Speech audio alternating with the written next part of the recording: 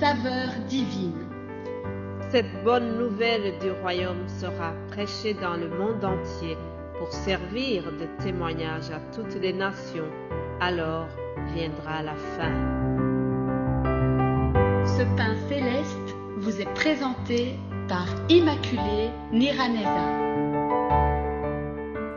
Je vous salue, très chers amis, à l'écoute de l'émission Saveur divine. Que la paix de notre Seigneur soit avec vous. Bénissons le Seigneur qui nous donne le souffle de vie ce matin.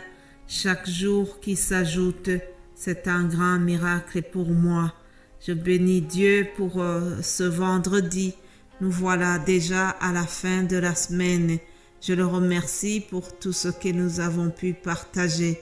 Depuis lundi, je vous ai partagé sur ce verset que nous trouvons dans Lévitique 19 qui dit « Soyez saints, car moi, l'Éternel, votre Dieu, je suis saint. » Voilà une exigence que Dieu avait donnée au peuple d'Israël, le peuple qui s'est choisi. Aujourd'hui, la même exigence nous est adressée, nous, enfants de Dieu. Dieu nous demande d'être saints comme lui aussi il est saint. Et s'il nous a demandé cela, ce n'est pas parce qu'il est très exigeant, mais c'est parce qu'il sait que nous en sommes capables. C'est lui qui nous a créés, c'est lui qui va nous équiper pour que nous puissions arriver à l'image qu'il souhaite de nous. Dieu nous a envoyé le Saint-Esprit. Jésus-Christ l'avait promis à ses disciples avant de repartir au ciel. Il a promis qu'il allait envoyer le Consolateur, le Saint-Esprit, qui allait nous aider à pouvoir marcher dans la sainteté et aussi à pouvoir faire l'œuvre que Jésus-Christ avait commencée. Aujourd'hui, nous allons continuer ce que je vous ai donné hier. J'avais parlé de quelques astuces pour la sainteté et je ne vais pas m'éloigner de ces astuces-là, mais je dois remarquer que la liste n'est pas terminée. J'ai donné quelques points, mais vous aussi de votre côté, si vous lisez la parole de Dieu, vous allez vous-même remarquer plusieurs choses qui peuvent nous aider à marcher dans la sainteté comme Dieu le veut. Alors aujourd'hui, en terminant notre semaine, je vais donner encore quelques points qui vont nous aider dans ce cheminement de marcher en étant saints comme Dieu le veut. Voyons ce que nous dit Jacques. Le livre de Jacques nous donne plusieurs conseils concernant notre langue, l'usage de la langue. Vous savez, la langue, c'est un petit membre de notre corps, mais malgré qu'elle est petite, elle a beaucoup d'influence. Elle peut influencer positivement ou négativement. Une parole douce, ça peut vraiment faire ta journée. En tout cas, moi, lorsque je reçois un message d'encouragement le matin, ça me fait du bien toute la journée. Voilà, chers amis, notre langue a vraiment beaucoup de pouvoir. Le pouvoir des mots, comme quelqu'un l'a chanté. Alors, voyons dans l'épître de Jacques ce que dit l'apôtre Jacques à propos de notre langue. Il dit, voyez comment un petit feu peut embraser une grande forêt. La langue aussi est un feu. C'est le monde de l'iniquité. La langue est placée parmi nos membres, souillant tout le corps et enflammant le cours de la vie, étant elle-même enflammée par la guéhenne. Toutes les espèces de bêtes, d'oiseaux, de reptiles et d'animaux marins sont domptés et ils ont été domptés par l'homme. Mais la langue, aucun homme ne peut la dompter. C'est un mal qu'on ne peut réprimer. Elle est pleine d'un venin mortel. Par elle, nous bénissons le Seigneur notre Père, et par elle, nous maudissons les hommes faits à l'image de Dieu. De la même bouche sortent la bénédiction et la malédiction. Il ne faut pas, mes frères, qu'il en soit ainsi. Je répète la même phrase. Il ne faut pas, mes frères et sœurs, qu'il en soit ainsi. La source peut-elle jaillir par la même ouverture l'eau douce et l'eau amère? Je termine la lecture ici. Si je résume ce que Jacques vient de nous dire, il nous donne un conseil de maîtriser notre langue. L'usage de notre langue, nous devons beaucoup y faire attention parce que c'est au travers de notre langue que nous pouvons empoisonner les autres. Il a dit qu'elle est pleine d'un venin mortel. Faites attention, chers amis. Comment sont nos paroles? Est-ce que nos paroles bénissent les autres? Est-ce que nous avons des paroles édifiantes?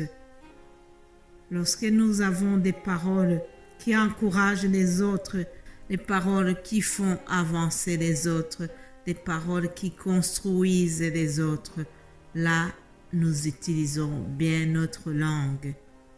Par contre, lorsque nous maudissons les autres, lorsque nous calomnions les autres, alors là, ça ne va pas. Je le dis à vous, mais je le dis à moi-même aussi, chers amis, frères et sœurs qui m'écoutent. Nous devons maîtriser, nous devons dompter notre langue.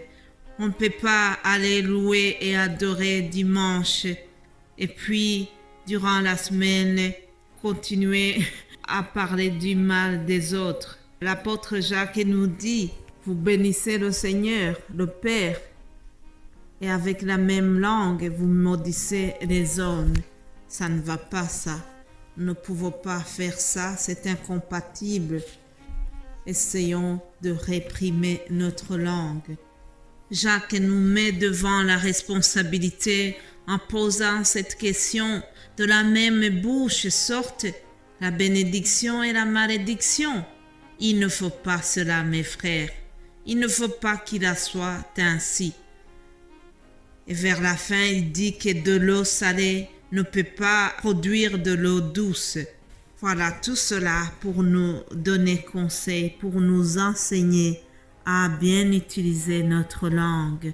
J'ai lu vraiment cet épître de Jacques et j'ai vu plusieurs conseils qui pourraient nous aider pour ce thème de la sainteté. Si nous voulons marcher en fuyant les souillures du monde, nous avons plusieurs conseils que nous pourrons puiser dans cet épître. Et en terminant, je voudrais vous lire ce verset que nous trouvons dans Éphésiens 4. Éphésiens 4, 29. C'est un conseil qui nous est donné. J'aime la parole de Dieu. Elle est remplie de conseils. Elle est remplie de bonnes recettes que nous pouvons suivre. Vraiment, on ne faut pas aller chercher loin. Tout est clair ici. Il est écrit qu'il ne sorte de votre bouche aucune parole mauvaise, mais s'il y a lieu, quelques bonnes paroles qui servent à l'édification et communiquent une grâce à ceux qui l'entendent. Alléluia, qu'il ne sorte de notre bouche aucune parole mauvaise, chers amis. Mais s'il y a lieu, qu'il y ait une bonne parole, que nous ayons des bonnes paroles qui servent à l'édification, qui servent à consoler les autres, qui servent à communiquer la grâce de notre Seigneur à ceux qui l'entendent. Alléluia. Et le verset 30 dit, « N'attristez pas le Saint-Esprit de Dieu par lequel vous avez été scellés pour le jour de la rédemption. » N'attriste pas le Saint-Esprit de Dieu, chers amis. Ah, voilà ce qui termine notre semaine. Prenons une détermination, que ce soit vraiment notre objectif durant les jours à venir, qu'il ne sorte plus de notre bouche aucune parole mauvaise, mais que nous ayons des paroles édifiantes, des paroles pleines de grâce. Alléluia. Que Dieu vous aide tous, que le Saint-Esprit continue à nous aider. Il en est capable. Alléluia. Père, nous te remercions pour tout ce que nous avons pu partager durant la semaine. Tu es un Dieu saint et tu veux que nous soyons saints également. Je prie que le Saint-Esprit nous aide et que nous puissions vraiment avoir les mêmes sentiments qui étaient en Christ, que nous puissions aller chaque jour vers la perfection que tu nous demandes. En effet, Dieu, tu es saint, tu es parfait et tu veux de nous que nous soyons aussi parfaits. Jésus a dit, soyez parfaits comme mon Père céleste est parfait. Même si ça nous semble difficile, mais Saint-Esprit de Dieu, viens nous aider au nom de Jésus-Christ. Amen, amen.